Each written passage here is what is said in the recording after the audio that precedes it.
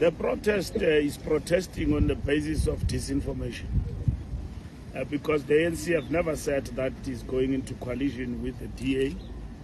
The question of the framework, strategic framework, is going to look into the outcome of the elections. And the outcome of the elections, as we all know, does not favor the ANC. And in this instance, we did outline that we're talking to everyone who, in terms of the leaderboard, it is quite clear in terms of the significant numbers that they've received. The message from South Africans, as outlined by the President, is very clear: work together.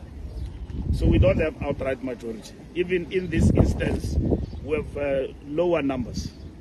Yesterday, Mahlengi will have given you a report that says the flavor of our engagement with political parties. And we have engaged with everybody, and we're still talking to even others, even smaller parties, because we want to bring everybody on board, because South Africans want us to work together for their sake. And we have said, as the ANC, we will prioritize the people. We don't want instability. We want a stable government.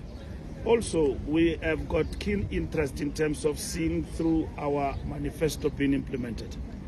What these 6 million people of South Africa have voted for. They voted for continuity of the ANC.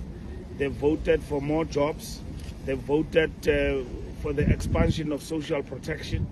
And they've voted for growth and jobs for the economy and all of that. So that is what really is important for South Africa going forward. And so the protest, it's unfortunate and it's really misplaced.